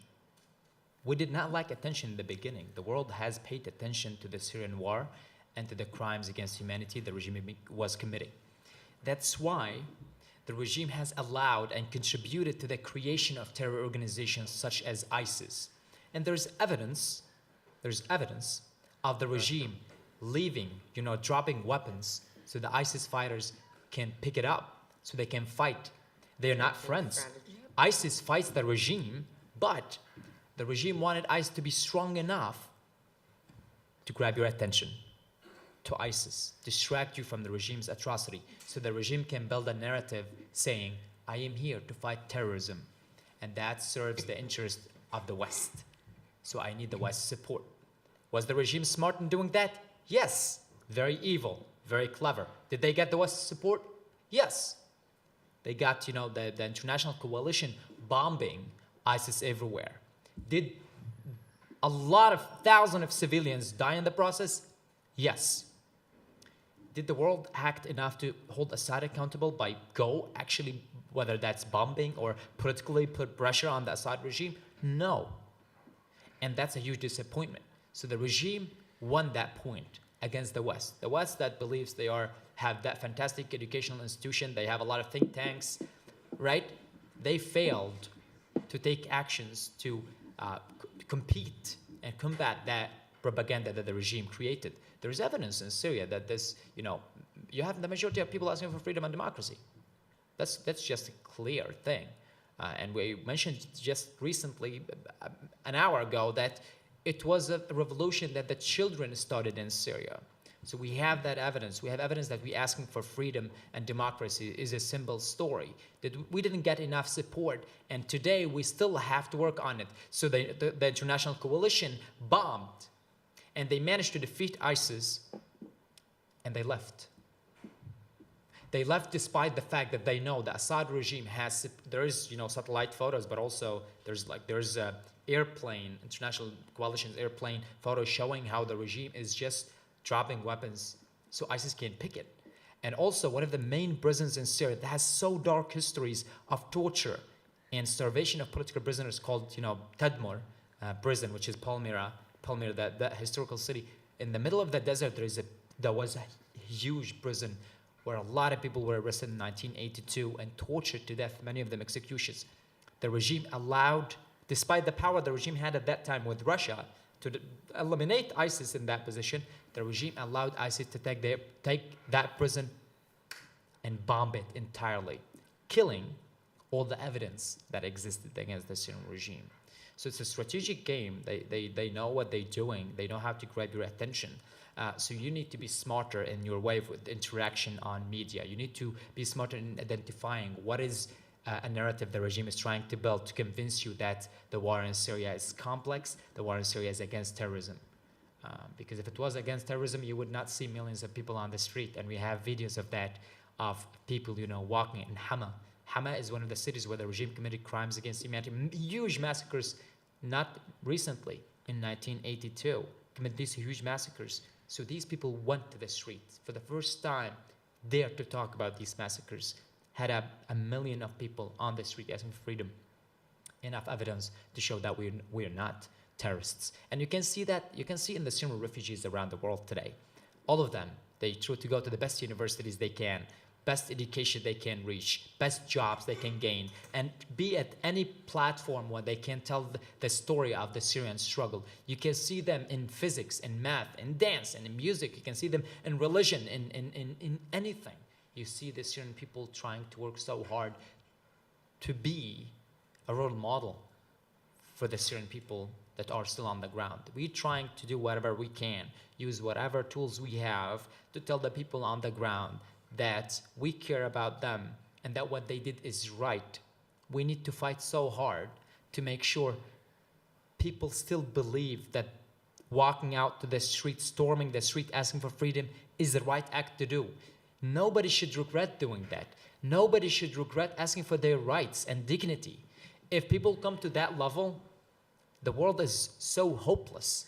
The world is so terrifying, and we should not allow it to be like that. We need to be able to give hope. And we do not give hope by just talking. We give hope by getting involved, by getting involved, taking small actions, small steps, regardless of who you are, what color you have on your skin, or what education you have, or what profession, or what background, where you're from, does not matter. Regardless of who you are, you can take a step forward and help the people who are asking for freedom and democracy. Thank you. I think I'm going to have one more question, and then we will, certainly if you still have questions, you are very free to come up and talk to our panelists for a few minutes, but we will stop the microphoning after this There was question. two redheads, I would say, easy to point at, Okay. that raised their hand for a while. Okay, Yeah. well, So in let's that combine case, your question together and get it. let's get, All right, good. okay, so you and then we'll have Lily. All right. First of all, I would just like to thank all of you for speaking here. I think this is really important. I think Syria has kind of been forgotten as time has gone on, but Assad is still there. People are still dying and being tortured. Not that Ukraine isn't important, but it's good to come together. I guess my question was, I was living and studying abroad in the UAE when the most recent invasion of Ukraine happened, and it was really jarring to kind of hear what was happening and how the invasion was being portrayed in the news from my friends here versus virtually the no coverage that was happening in the Emirates. I was even in a class on international organizations. We were studying many different types of international organizations, especially the UN. And even when people in my class would ask my professor, why does the UAE keep abstaining? What's going on? My professor didn't answer. And so there's a lot of censorship that's happening. Even there's so much censorship that's happening. And so people have questions, students have questions, even in places like the UAE that are, aiding Assad and Putin. So I guess I'm kind of wondering, like, how we bring awareness in places that aren't democracies, where people are aware of things that are happening, but they're unsure of how to go about getting answers, to go about being politically active in places like the UAE that are repressive, where protests are illegal, strikes are illegal, people are being imprisoned and detained. How do we reach people there? Or is that even the priority? Should that even be the priority? Of course, no, social media right now, even inside of Russia, I laughed because, after Russia launched their latest assault on Ukraine, the censoring agency was like, oh, we're going to shut down Facebook and Telegram and this and that. Meanwhile, they couldn't do it. And if in a place like Russia, something happens in Omsk and within 30 seconds someone in Moscow knows, and it's being chatted about on Telegram with FSB monitoring this, it shows the power of social media. Unfortunately, over the decades, Russia, China, Iran have hijacked social media to turn it against us, but it has also proven very successful for Arab Spring, for Russians protesting things in Ukraine, getting information out, getting war crimes. I mean, right now, war crimes are being documented on social media. Satellite images are being passed around on social media. So I think social media, and the second point is, I think it's important for everyone to know. If you leave here tonight and tell two people you came to this and this is what you learned, or even a part of it that you thought was more interesting, that will erase some of the disinformation that is being spread on social media and correct some of the narratives, and that's it. So it's very important from a grassroots level for people to have their communities involved and, and do what they can do. Thank you. I would like to comment on that, but let's get the last questions and I will combine the answer there. Here we go. I was just wondering, why would the Syrian government want to record all of their deaths and number them and just take pictures of them? Why would they do that? Brilliant. Very good question. Yeah. Very, very good. Very good. Very good. Let me answer the first part first. I had a conversation with an Emirati professor who taught at Harvard and also at Georgetown University about, you guys are not, it's not like you don't have access to social media or internet in Arab Emirates. You can access, you know exactly what's happening, and you know that the Emirati government is normalizing Assad regime that's committing crimes against humanity. And you, professor, support our cause. Why do you never talk about it? He said to me, 1 of 10 in Arab Emirates are Emiratis, right? We are technically a minority in the country, and our government has provided so much privilege for every citizen. People are in fear of losing that privilege just to support another cause. That's why usually, if you see, there are Emirati organizations that support on the ground.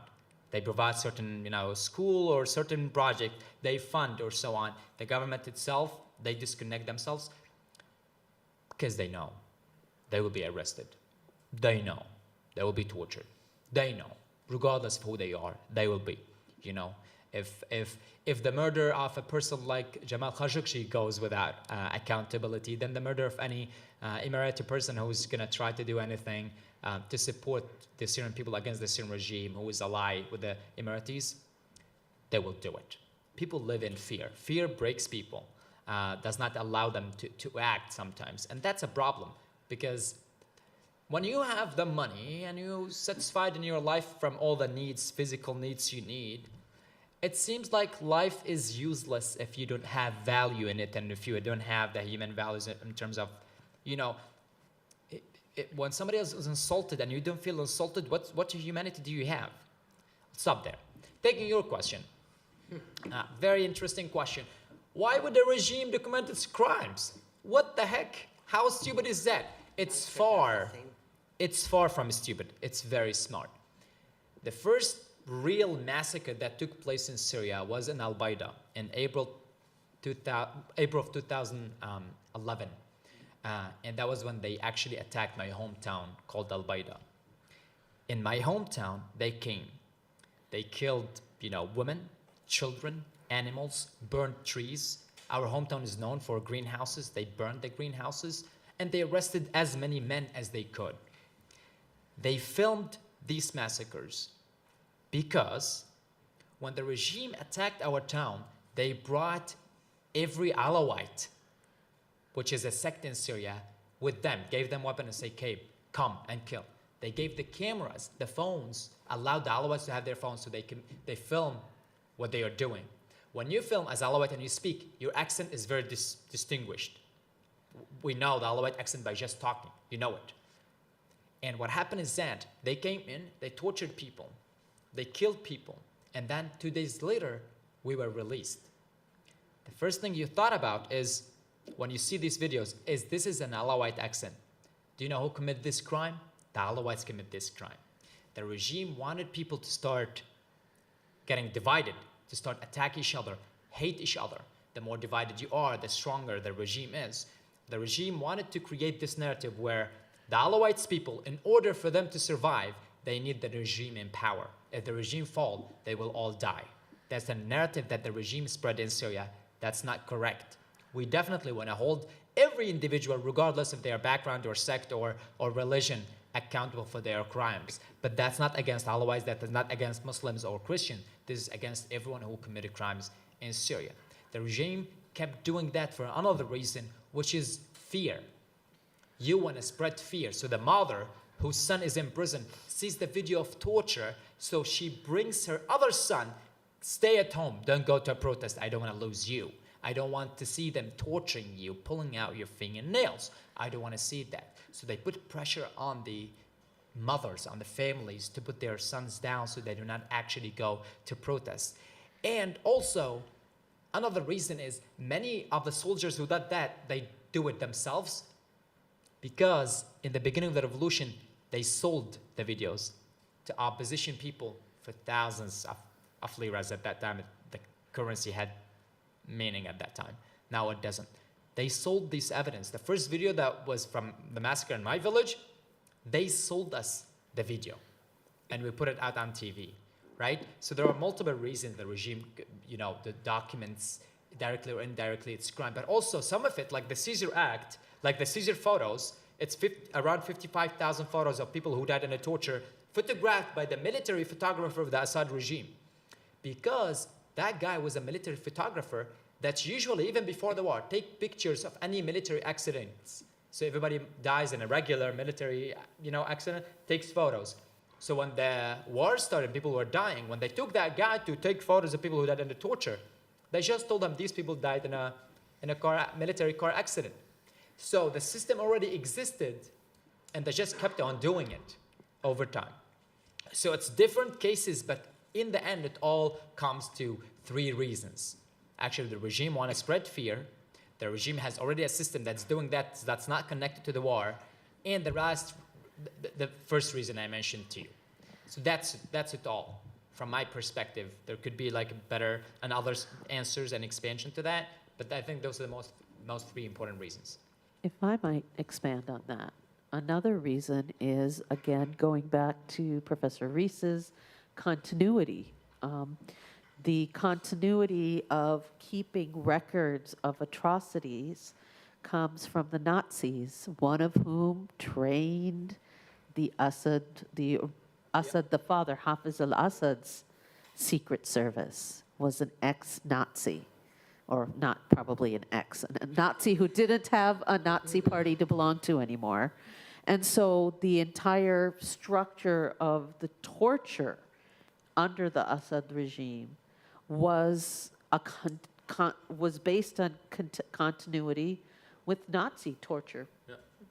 And that Nazi torture included the bureaucratization, and as Hannah Arendt said, the banality of keeping records. Yeah, making it they, into they did the same thing. So during they numbered people on their arms. In Syria, they just numbered them on their heads after they die. But they kept them in the record as numbers, and then when you die, you get your number here, so they distinguish you in the military hospital. Soviet Union. It's just the same. In the Gulag. It's the same Holocaust taking place again and again. And once we said never again, and this never again moment has been reoccurring so often now. It's reoccurring in Syria, reoccurring in Ukraine, because we're not taking any serious actions. All right, everyone, thank you so much. Thank you to our panel. We so appreciate your 5-hour drive and your time. If anyone has some questions, we have like 5 minutes before we have to take our panel away, and you can come get notes, letters of hope if you want to take one and give it to Vero right now, or bring it tomorrow. We can have those picked up from Julie's office on the 3rd floor of Lawrence. In 315 in Lawrence, if you want to drop it off tomorrow, that'd be great. Thank you again. I could carry on and on. That was super fun. Thanks, man. We appreciate that. Thank you.